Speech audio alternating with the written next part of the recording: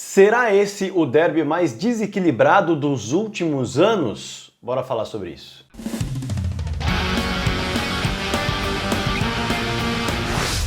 É uma boa pergunta, né? Uma boa pergunta. Será que este de fato é o derby mais desequilibrado dos últimos anos? Fato é que quando você olha para o contexto das duas equipes, e a gente sempre tem que lembrar que derby, clássico, Palmeiras e Corinthians, Corinthians e Palmeiras, quase sempre não levam em conta contextos. Esses jogos quase sempre têm histórias absolutamente próprias. Em várias ocasiões a equipe que sofria com uma crise terrível foi lá e venceu o adversário que estava ali numa bonança maravilhosa. Isso acontece, é do futebol e os clássicos têm esse poder. Agora, antes do jogo, a gente pode analisar quem chega como favorito. E para mim, há um desequilíbrio muito grande, talvez o maior dos últimos anos, entre Palmeiras e Corinthians para esse clássico que vai acontecer nesse sábado. Bom, para começar, vamos olhar um pouquinho para o time. Olha só, o Palmeiras tem notícias muito positivas em relação ao time. Dois dos seus principais jogadores na temporada estão voltando. Na minha opinião, os dois principais jogadores do Palmeiras em 2023 estão voltando e estarão à disposição para jogar o clássico depois de uma preparação muito bem feita de recuperação de lesão. O Rony, que foi uma lesão no braço, ou seja, não tem uma alteração de estrutura muscular, algo assim, tá de volta, já jogou contra o Tombense, é o artilheiro da equipe. Tá junto com o Gabriel Menino nesse momento, mas o Gabriel Menino não teve essa pausa que o Rony teve. Com 6 gols na temporada, vivia um excelente momento e ainda com 2 assistências, 8 participações em gols enquanto esteve em campo. Tá de volta. Quer botar mais uma na conta? Rafael Veiga, outro jogador que para mim é o mais decisivo do Palmeiras na temporada, ele que até o momento era o líder de assistências quando se machucou e mesmo depois da lesão, agora ele volta para o clássico, segue sendo o líder de assistências, com 6 na temporada. Mais do que isso, marcou 5 gols também, é o vice-artilheiro do time, tá? Atrás apenas do Rony, como eu disse, e do Gabriel Menino, que aproveitou esse momento para se aproximar também em assistências em gols, foi decisivo e está à disposição. Cresceu no time ao longo dessa temporada. Então, a gente já olha para isso. E tem uma outra boa notícia. O Palmeiras conta com o retorno do Mike, que é um lateral que a comissão técnica do Palmeiras gosta muito e que tem entrado bem nos jogos nos últimos tempos, quando é acionado, no lugar do Marcos Rocha machucado. E a notícia é boa porque, em um momento dessa temporada, nessa semana, o Garcia precisou entrar contra o Vasco, por exemplo, porque de fato os dois não estavam nas suas melhores condições. O Mike machucado, o Marcos Rocha não nas melhores condições, ficou no banco de reservas. Então, é uma outra boa notícia. Quando a gente olha para o lado do Corinthians, é um Corinthians que não terá o seu principal jogador à disposição. E desde que ele saiu do time, o Corinthians não se encontrou. Desde que ele se machucou, o Corinthians não achou uma peça ou um funcionamento de equipe para fazer com que o time fosse agressivo e criativo, como era quando tinha o Renato Augusto em campo, que é muito bom, que é craque, é jogadoraço, faz a diferença. E o Corinthians não conseguiu se achar, tanto que quando ele sai do time, começa uma maré de crise bem grande na equipe alvinegra. Então veja só a diferença. Já começa aí, um Palmeiras chegando animado com os retornos dos seus principais jogadores e um Corinthians ainda sem o seu principal jogador e ainda sem entender qual o melhor funcionamento de time para suprir essa ausência e conseguir ser agressivo e criativo como era quando ele estava no time.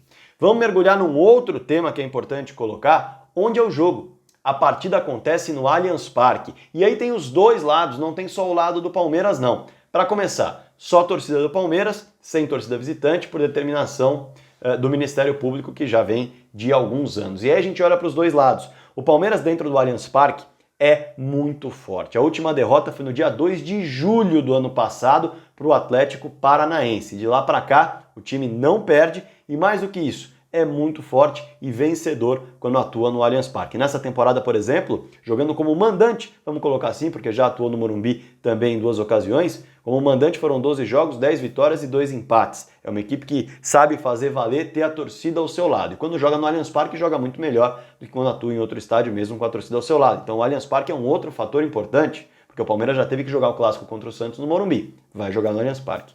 E aí a gente olha para o outro lado.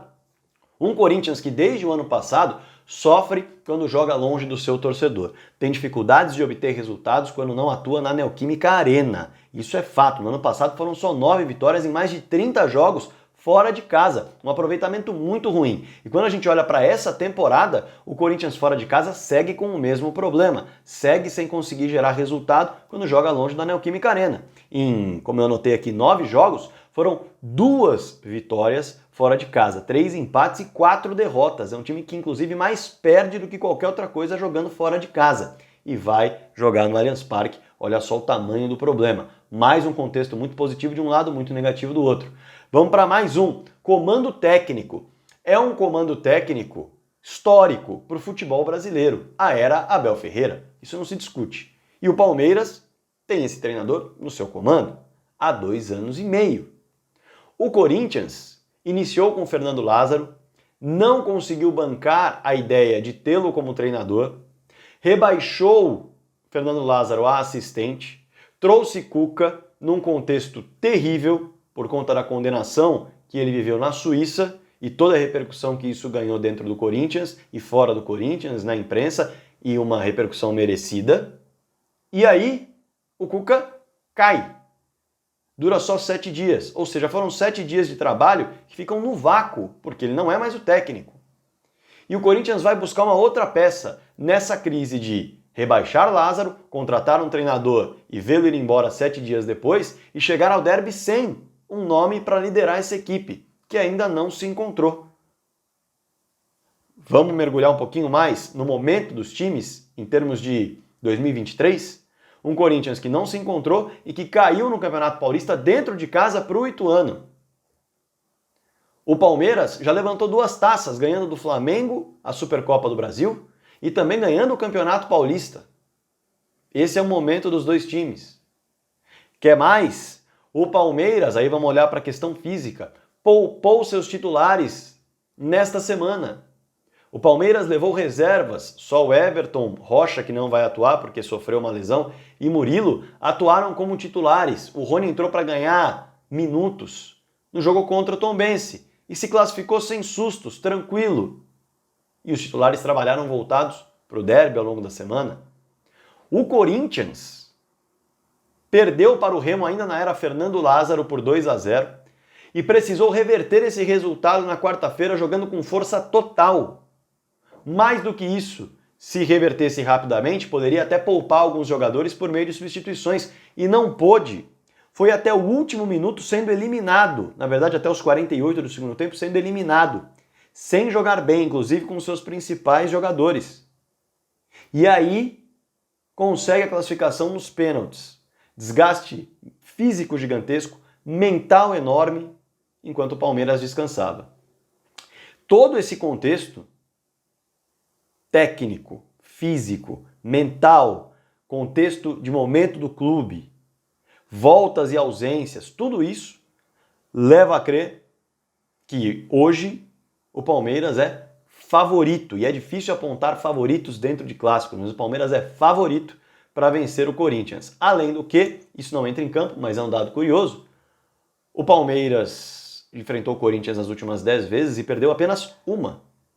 Foi com o Silvinho, quando se utilizou de reservas na Neoquímica Arena. Os outros resultados, 6 vitórias e 3 empates. Retrospecto não entra em campo, mas pesa mentalmente. Então tudo que eu citei aqui coloca um peso muito grande no Corinthians e dá muita confiança ao Palmeiras. O clima na Neoquímica Arena, inclusive, foi terrível, mesmo com a classificação contra o Remo. O clima, por conta de um empate contra o Tombense, foi de um amasso, muitos gols perdidos, um gol que acabou saindo numa falha individual, por reservas e tá tudo certo, o foco é no derby. Clima, ambiente, momento, parte física, parte mental, tudo que eu citei dão a entender e levam para o caminho de que esse é um dos derbys mais desequilibrados dos últimos tempos. Isso significa que o Palmeiras já ganhou o derby? Não, isso significa que ele é favorito, mas favoritismo não entra em campo. É preciso fazer valer a tendência para conquistar uma vitória. O Corinthians pode muito bem, como eu disse no começo do vídeo e repito no final do vídeo, chegar e vencer, porque a história do derby entrega muitas vezes essas surpresas. A equipe que está mal no momento, que está com mais desfalques, que está sofrendo com o comando técnico, vai lá e vence aquela que está numa bonança, em lua de mel com a torcida, com taças conquistadas e por aí vai. Claro que isso pode acontecer, mas analisando todo o contexto, o Palmeiras é amplo favorito para esse confronto contra o Corinthians. Você pensa da mesma forma?